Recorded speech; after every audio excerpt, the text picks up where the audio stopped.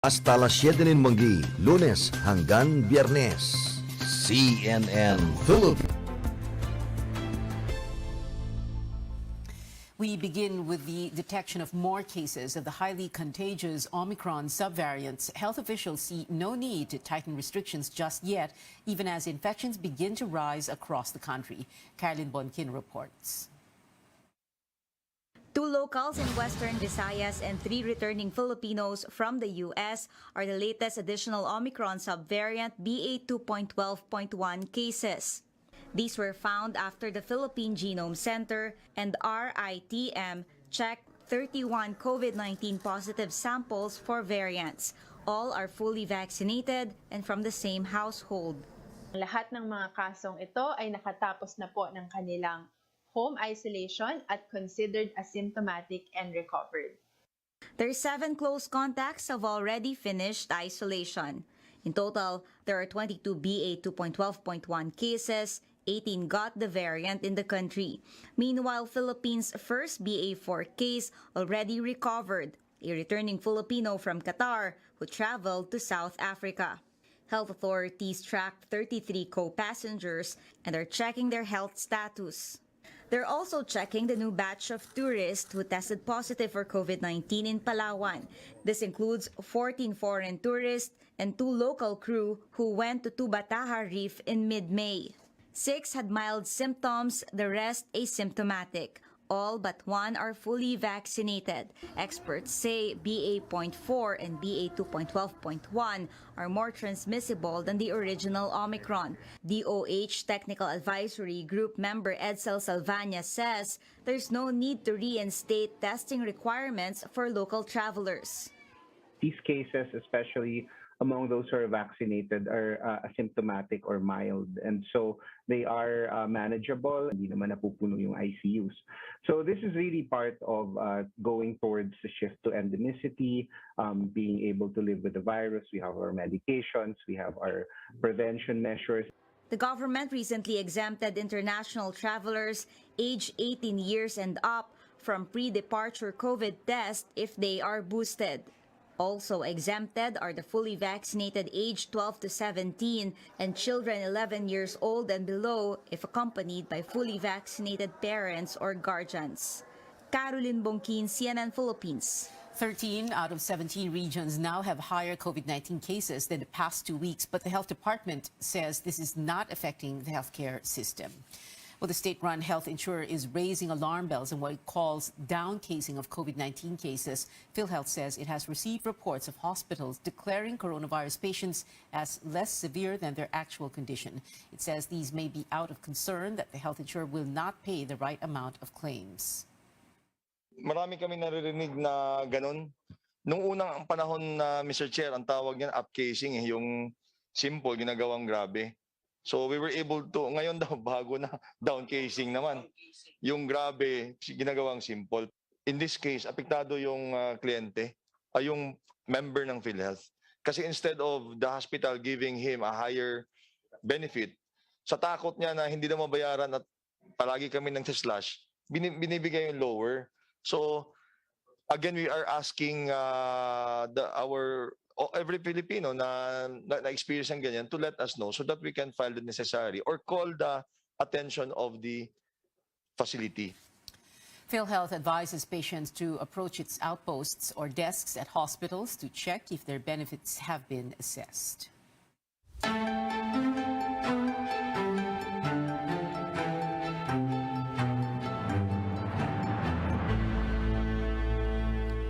Broadcaster Erwin Tulfo and all other incoming cabinet officials will officially buckle down to work in a month's time. But this early, Tulfo is saying he will step down from office if he fails to deliver on his promises within a certain period. Tulfo will be Social Welfare Secretary under the Marcos administration. Speaking to CNN Philippines, Tulfo gave himself a deadline of 6 months to 1 year to introduce reforms in the agency. Please give me 6 months to 1 year to deliver. Pag hindi ako nakadeliver, hindi ko na ibigay o natupad yung mga sinabi ko na ayuda in less than 24 hours after calamity, after sunog, then I will step down.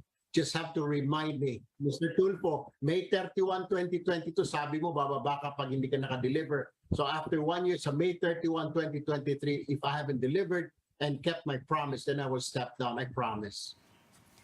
Among his proposed reforms, setting up a quick response team for the immediate distribution of aid during disasters and updating the master list of beneficiaries for the social amelioration program. Tulfo also promises to be a secretary on the ground, even if that would involve sleeping in evacuation centers. Erwin Tulfo is not the only Tulfo in government. His elder brother is Senator-elect Raffy Tulfo, whose wife Jocelyn represents ACT CIS party list in Congress, with son Ralph for Quezon City's 2nd District. Liloan, Cebu Mayor Cristina Frasco accepts President-elect Bongbong Marcos' offer to be the next tourism secretary. In a statement, Frasco says she is, quote, eager to support Marcos's vision to revitalize tourism so it may significantly propel the Philippines' post-pandemic economic growth, unquote. Frasco also cited her experience as a mayor in Cebu province, where tourism is a major economic driver. Frasco also thanked Vice President-elect Sara Duterte, whom she served as spokesperson, as well as her family and constituents for their support. Meanwhile, the Budget Department welcomes the choice of Bangko Sentral Assistant Governor Amena Pangandaman as incoming secretary. The agency says it is ready to work with her to ensure a smooth and orderly turnover of leadership. It believes, quote, reforms will be introduced and sustained to get the country through the transition period of post-pandemic recovery, growth and sustainability, unquote. Well, let's take a look again at how the Marcos cabinet is shaping up. As of May 30, there are so far 17 appointees, including his running mate and now Vice President-elect Sara Duterte, who will take the helm of the Education Department. Also serving under the administration, some of his allies, including spokesperson Vic Rodriguez, who will be his executive secretary, and campaign manager Benjamin Abalos, who will head the Interior Department, as well as experts and former officials of past and current administrations. But we're still waiting for Marcos's picks for other agencies, including the Departments of Agriculture, Energy, Environment, Foreign Affairs, Health, Defense, Transportation, and Science and Technology. Incoming Press Secretary Trixie Cruz Angeles says they will announce more nominations in the coming days. Senator Cynthia Villar supposedly offered to share the Senate presidency with her colleague Mig Zubiri. That claim coming from Senator Bato de la Rosa. Zubiri earlier said colleagues who want him to become the Senate president reject the idea of term sharing. Open naman si Senator Cynthia ng term sharing. In fact, nag-offer siya noon pa. Meanwhile, Senator Amy Marcos says her brother, President-elect Bongbong Marcos, is unlikely to endorse anyone. Zubiri earlier said Marcos sought help from him and House Majority Leader Martin Romualdez to craft a legislative agenda. Oh, it's most unlikely and quite improper. As you're well aware, there's a separation of the three branches of government. Hindi po tayo nanghihimasok sa executive. Ang executive hindi papakialaman ng judiciary and so on and so forth. Kasi hindi naman siya tama, di ba? But Senator Marcos says she is not privy to that meeting. Coming up on Newsnight, another series of incidents in the West Philippine Sea prompts Manila to take new diplomatic actions against Beijing. And a former member of One Direction adds to the long list of international acts staging a concert in Manila. Details right here on CNN Philippines.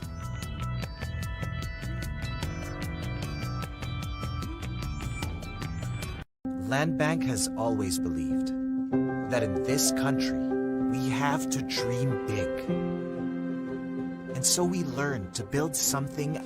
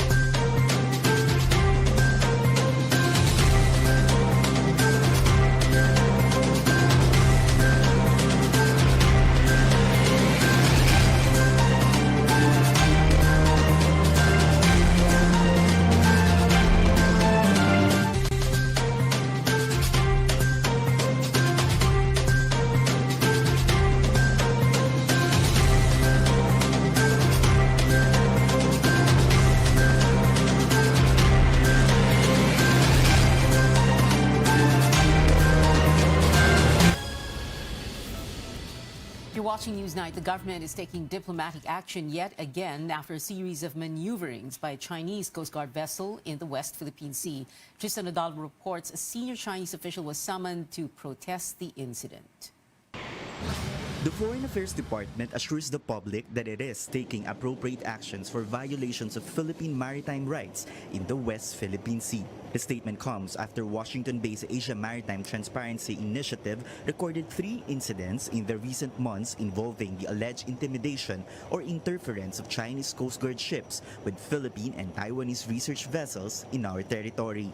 The AMTI said on March 23 a Chinese Coast Guard ship shadowed the Taiwan research vessel Legend in Babuyan Islands while the vessel was conducting hydrographic surveys. The activity was in partnership with researchers from the University of the Philippines. On April 6, both Taiwan and the Philippines sent their Coast Guard vessels to protect Legend. The game of cat and mouse ended on April 9. In a statement, the DFA said that it has summoned a senior Chinese official from the embassy on April 13th to protest the incident. In the same report, a Chinese vessel followed 2 survey ships commissioned by local oil company PXP Energy in Reed Bank. The DFA says it is now reviewing the Reed Bank incident for possible diplomatic actions.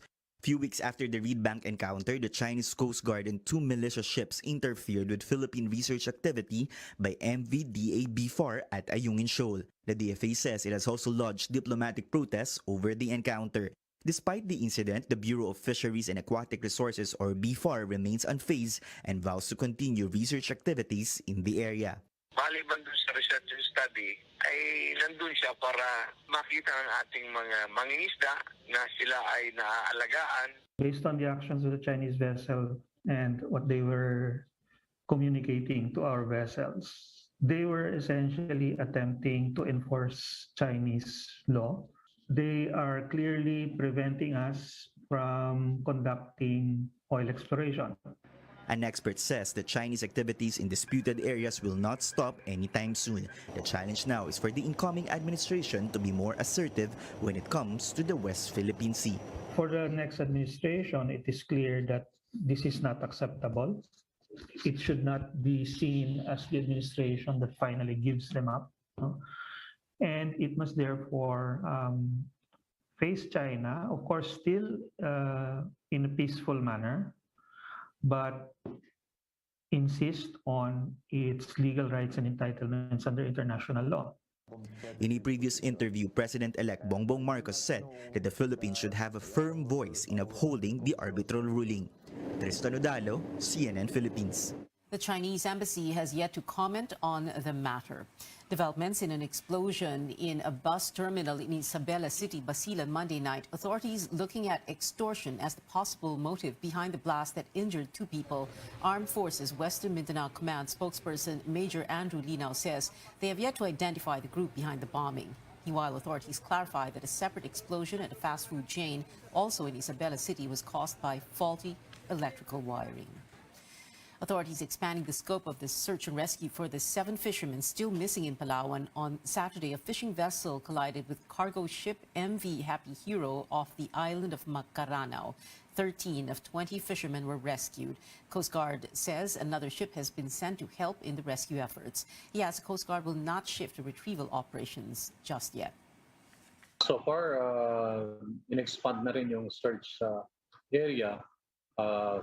Umabot na ito sa 500 square nautical miles at magpapatuloy tayo at hindi pa natin siya i-terminate at hopefully magkaroon pa ito ng magandang resulta. Ang pang-challenge lang talaga kung paano hahanapin tsaka yung direction kung saan sila banda natangay kasi mayroon ding possibility based dun sa accounts ng mga survivors na baka kasamang lumubog ng fishing boat. The fishing vessel's company is now in talks with representatives of the MV Happy Hero. In other news, Senate Electoral Reforms Chairperson Amy Marcos wants sanctions against service providers in case vote counting machines malfunction in the next automated polls in 2025. In a committee hearing, officials of the Commission on Elections said more than 1,000 VCMs and 600 SD cards had to be replaced last May 9. All these election materials were from Smartmatic. Marcos is also looking at possible sanctions against airing poll workers after defective vote counting machines forced voters to leave their filled-in ballots with members of the Electoral Board. Should we categorize as election offenses failing to require the voter to execute a waiver, failure to properly brief the voter, coercing or forcing the voter in some way to simply leave his filled-in ballot? That can be included as one of the election offenses.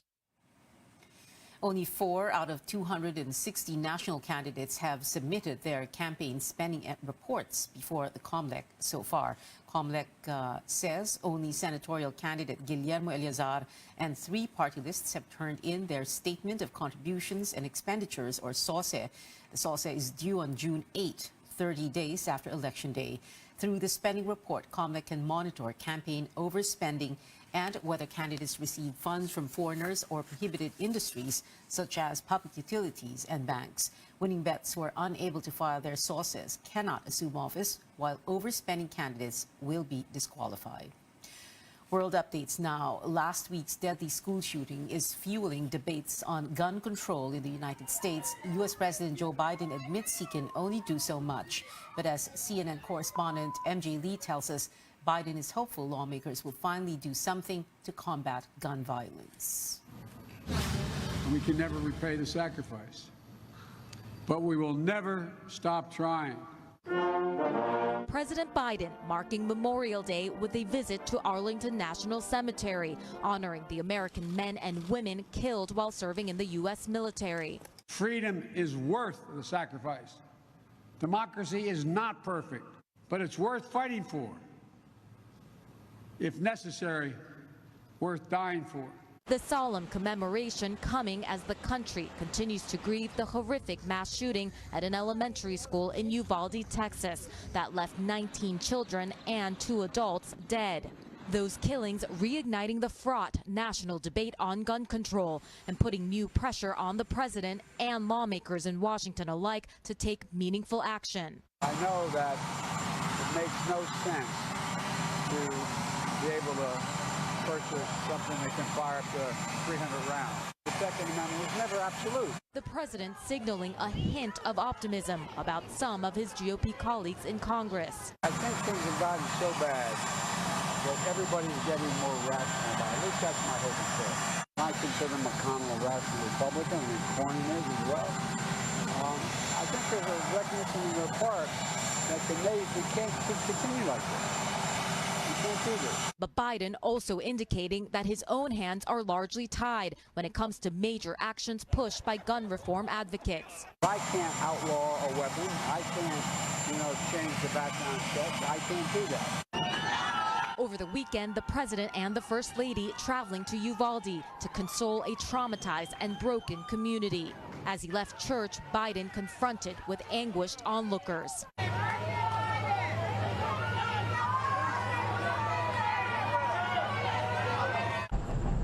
Back in Washington, some Democratic lawmakers also sounding cautiously optimistic. There are more Republicans interested in talking about finding a path forward this time than I have ever seen since Sandy Hook. We're talking about red flag laws. We're talking about strengthening and expanding the background check system. While many Republicans appear eager to focus on strengthening school security systems. The things that would have the most immediate and succinct effect and tangible effect on these things, and that's actual security at a school.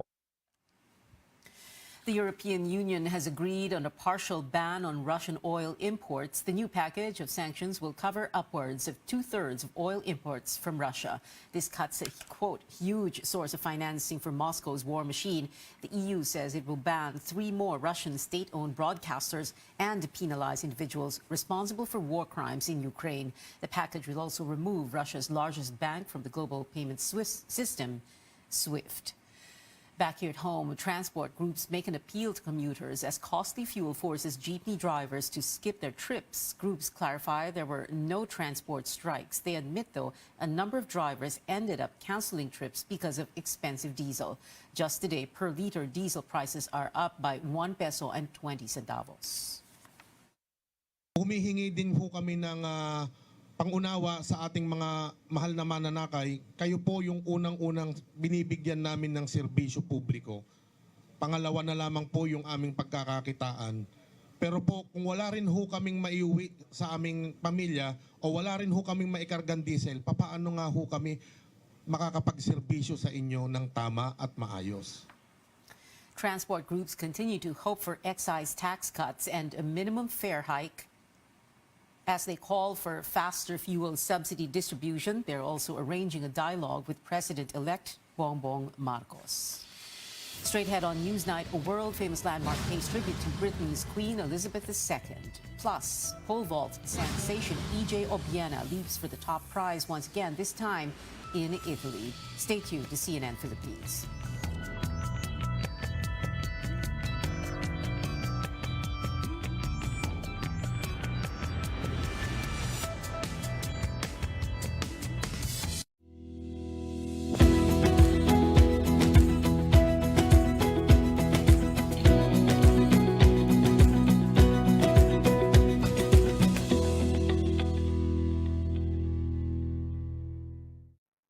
Exodo, Kabanata 18, versikulo 21.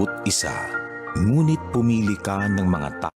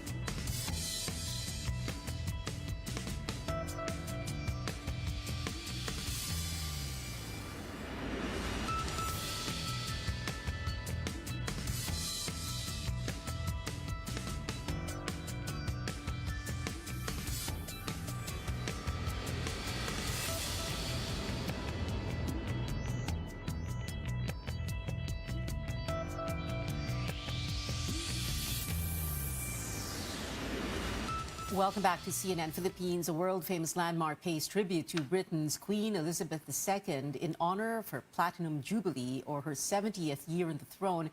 Projected onto the iconic Stonehenge are photographs of the Queen, each from a different decade during her reign. The England Monument was built around 2500 BC, but questions on its purpose remain unanswered. Well, speaking of landmarks, pole vault sensation EJ Obiena leaps for the top prize once again, this time in front of the Basilica of Santa Maria de Collemaggio in L'Aquila, Italy. Obiena bagged gold by clearing 5.85 meters, exceeding his 5.46-meter pole vault performance in the Southeast Asian Games. In football, Stephen Schrock was disappointed by his exclusion from the Philippine Azkals lineup in the final round of the 2023 AFC Asian Cup qualifiers. Schrock told CNN Philippine Sports Desk he thinks head coach Thomas Dooley still holds a grudge against him because of his 2014 Facebook post where he said he would not play in a team with Dooley as coach.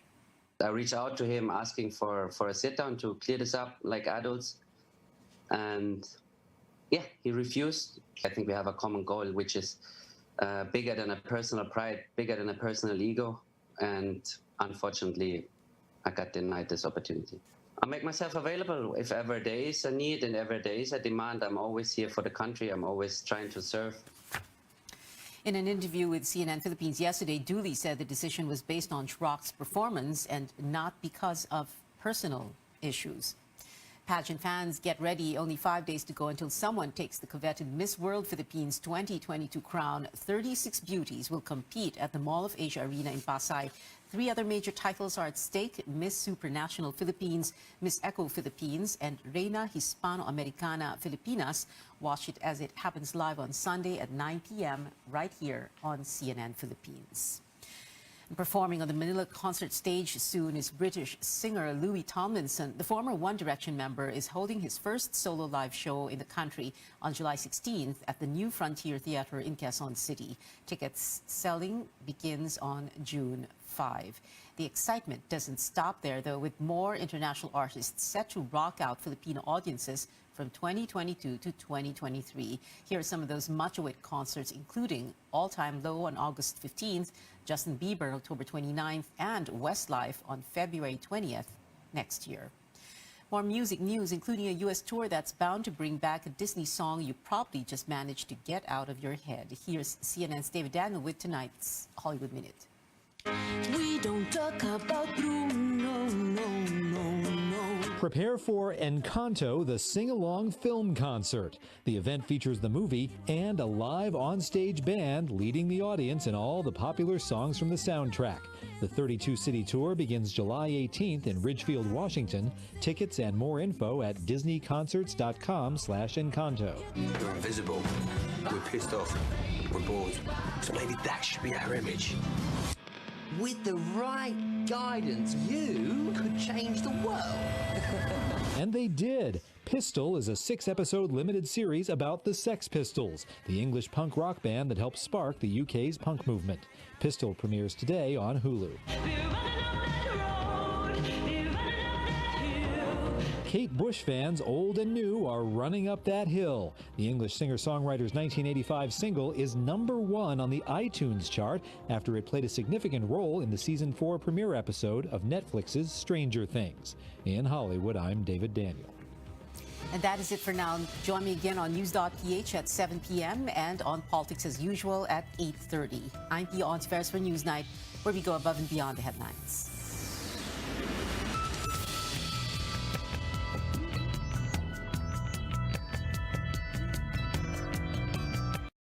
This program is brought to you by... So many questions about what is the federal...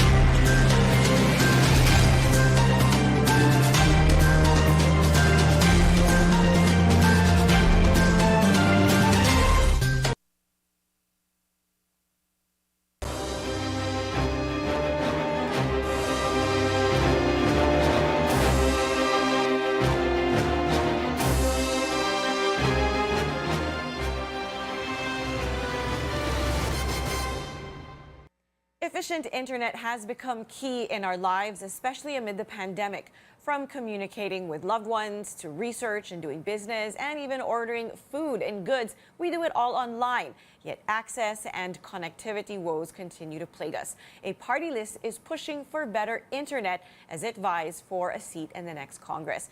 Joining us now for this up-close segment is Sam Buenviaje. He is the second nominee and spokesperson of Walang Iwanan sa Free Internet or Wi-Fi Party List. Good morning, Sam.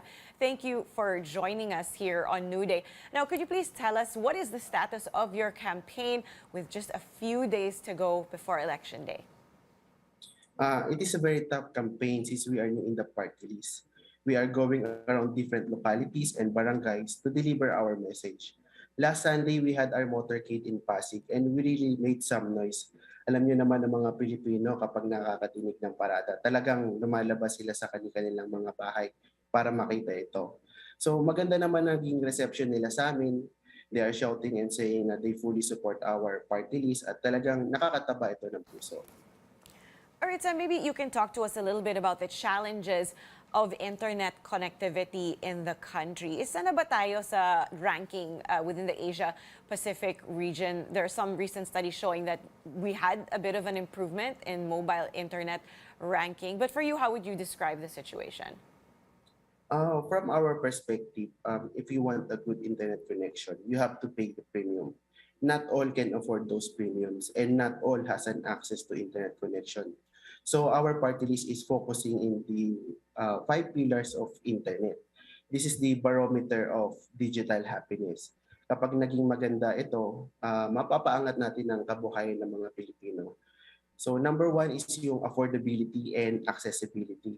As I've said earlier, not all can afford the premiums to pay the internet connections and not all has the access for the internet. Number 2 is the quality. Before, nasa number 88 tayo sa broadband.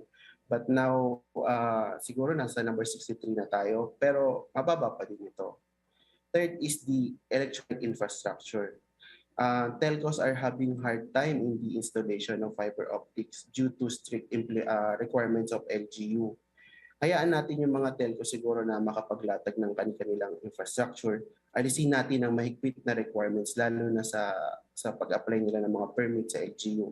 Ito yung tutulungan namin talaga sila doon. Doon naman sa mga hindi marating na lugar ng telcos, ito yung kailangan natin i-focus. Ito yung mga unserved and underserved. Meron tayong tinatawag na EO127. Naglalayon ito na palawakin na magiging source ng very small aperture terminal or VSAT na hindi na kailangan kumuha ng prangkisa para makapag-servisyo sa ating mga komunidad. Ito yung community via satellite high speed for remote population. Ito yung meron kang teleport sa baba, sa lupa, tapos kukuha ka ng signal galing sa satellite, ibabato ito sa mga VSAT, meron kang IP modem, may server ito, tapos makakapagtayo ka ng mga base station.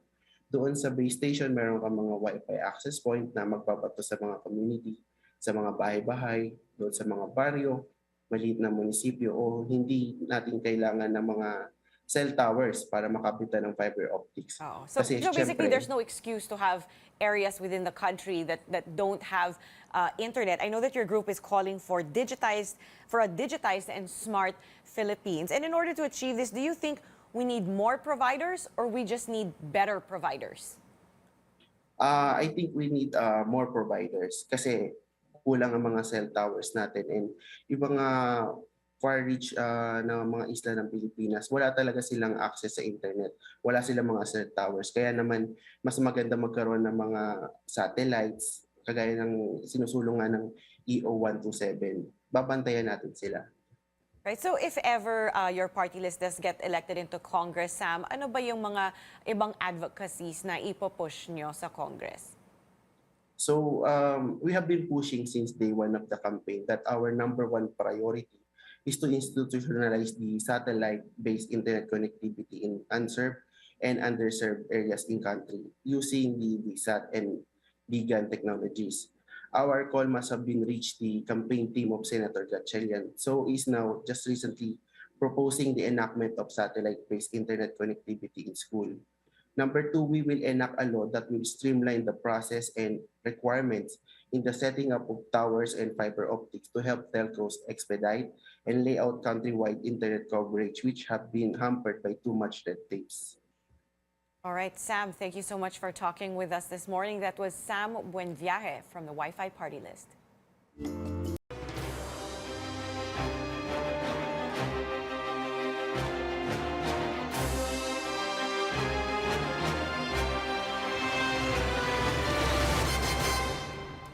A party list group continues to push for reforms in the education system.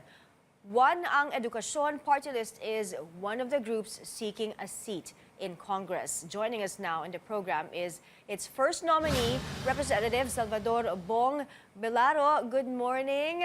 Sir, how's the campaign going so far? It's 12 days to go before Election Day. Good morning, Mike. Good morning to all the televiewers from One ang Education Party List number 150 sa Balota. So far, we are now wrapping up our campaign procedures and our last-minute preparations.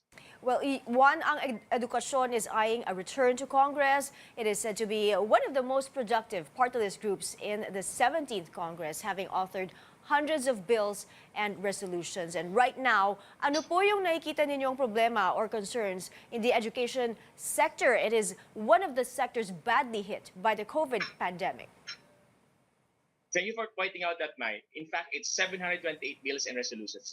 And we take pride in the fact that we are one of the most productive party lists in the history of Philippine Congress with that record of 728 bills and resolutions. If ever the Filipino people trust us that we will be able to return to Congress, we will have two major goals. Number one is to work for the continuance of the laws that we have worked for in the 17th Congress, namely the free college education law. Because, one of the problems of that law is that there is a problem of funding on a yearly basis. If we get elected, we will assure and we will make best efforts to ensure that this law would have continuous funding. The other thing is the Free Wi-Fi in Public Places Act. We'd like to refine it in the post-pandemic era because now everything has gone online and we would like to refine the glitches of this law. Okay, I'd like to talk about your priority legislation if elected in the 19th Congress. Kasi especially with this pandemic, we are seeing a so-called lost generation of learners. How do you plan to address this? That is very correct because of the pandemic, there is a loss in quality as proven by international assessments. There's also loss in access. And in fact, a joke is going around. In fact, it's validated by reality that there's also loss in sanity among the stakeholders, not only among the parents, but also among the students. So we'd like to address the pandemic and post-pandemic issues in education. Gusto ko yung sinabi nyo, loss in sanity. Lahat po siguro ng mga magulang ay naranasan ito dahil doon sa online classes. Ano po pa po yung ibang programa pa po na you push for in the 19th Congress? Kasama po ba yung may iba pa bang benefits for the teachers that you push for and also maybe a salary increase? Definitely, Mai. In the 17th Congress, we're one of the most ardent advocates for increase in teacher salaries. And one aspect of looking at it is to look at the conditions. We would like to revise the Continuing Professional Development Act of 2016 because up to now, they continue to assess fees for attendance in teacher seminars, also in other professional seminars. We'd like the government to shoulder that. And also, we'd like to strengthen textbook education because we believe that, especially during the pandemic, skills are very important. We'd like the government to give more scholarships on a regional basis so that many students, outside school youths, in particular, will be given a chance to improve their lives. Okay, well, what are the plans in the final stretch of the campaign period? Embedded in our campaign, Mai, is our continuous campaign for the realization that education is and will always be an integral part of any development planning, whether it's for yourself, the family, the community, in the country. And we always believe that ang tunay na pag-asa ay nasa edukasyon. So we'd like to appeal to all the voters that come May 9, 2022, let us vote for the education of our children. Let us vote for development.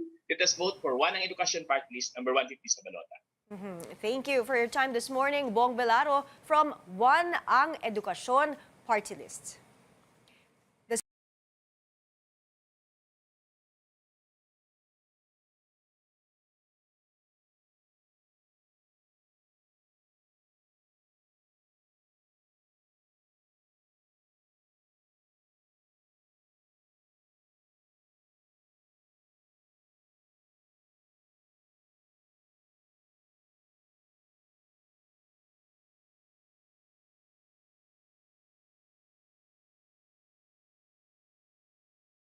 Above and beyond the headlines, followed by Med Talk, Health Talk.